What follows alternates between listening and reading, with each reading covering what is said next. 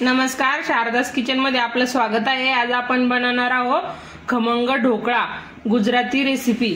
तर ती कशी बनवायची इडली पात्रामध्ये, चला तर बघूया। हे बघा, इथं एक वाटी मी बेसन पीठ घेतलेलं आहे।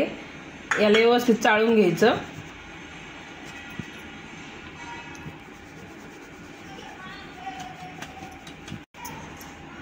पोळे राहते ना, त्यामुळे बेसन पीठ चाळून घ्यायचं, म्हणजे ढोकळ्याचं बॅटर व्यवस्थित तयार होतो।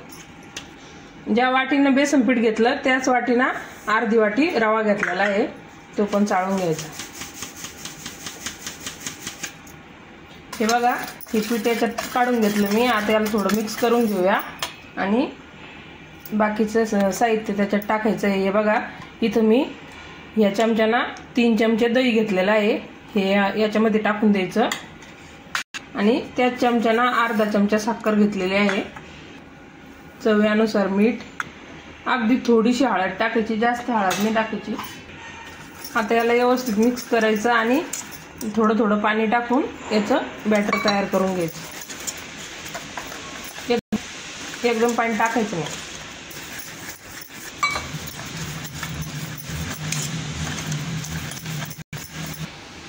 हे बघा, आपलं बॅटर तयार झालेलं आहे। तुम्हाला थिकनेस दाखवते। हे बघा, अशा पद्धतीचे थिकनेस हवे आपल्याला, म्हणजे आपला ढोकळा एकदम परफेक्ट तयार होतो। आता 10 मिनिटं याला झाकून रेस्ट करण्यासाठी ठेवून द्यायचं। बघा, इथं 10 मिनिटं झालेलं आहे आणि आपलं बॅटर पण चांगलं फुललेलं आहे। बॅटर यामध्ये इनो टाकून घेणार आहोत। मी इथं लेमन फ्लेवरचं इनो घेतलेलं आहे, तुम्ही तुमच्याकडे जे असेल ते घेऊ शकता। इनो ॲक्टिव्ह होण्यासाठी थोडंसं पाणी टाकायचं आणि फास्ट एकाच डायरेक्शनला हलवत राहायचं। ही प्रोसेस जेवढी होता होईल तेवढी फास्ट करायची, म्हणजे आपलं बॅटर खूप छान होतं। हे बघा, एकदम फास्ट हलवलेलं आहे मी। आता आपण इडली पात्रामध्ये हे बॅटर टाकणार आहोत। इडली पात्राच्या प्लेटला आहे ना, असं तेल लावून घ्यायचं सगळ्या छान मस्त, म्हणजे ढोकळा चिटकत नाही। आता आपण यामध्ये थोडं थोडं बॅटर टाकणार आहोत।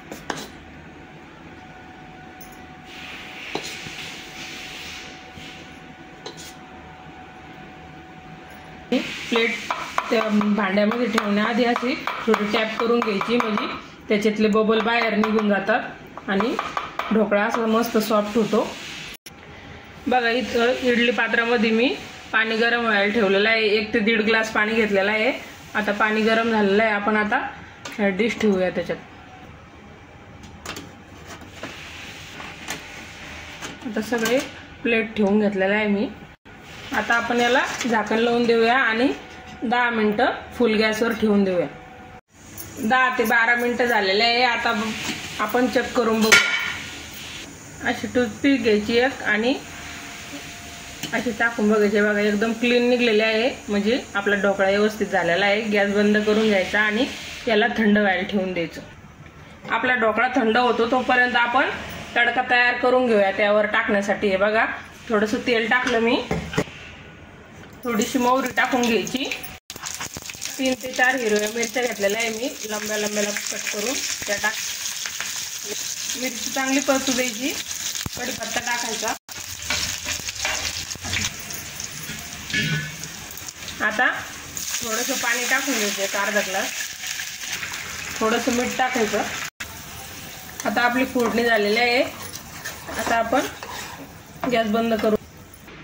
हे बघा, इथं आपल्या या प्लेट थंड झालेल्या आहे। आता आपण अशा चाकूच्या साहाय्याने हे ढोकळा काढून घ्यायचा। हे बघा, असं मस्त निघलेला आहे आपला ढोकळा, कुठेही खाली चिटकलेला नाही आहे। असेच आपण सगळे ढोकळे काढून घेऊया।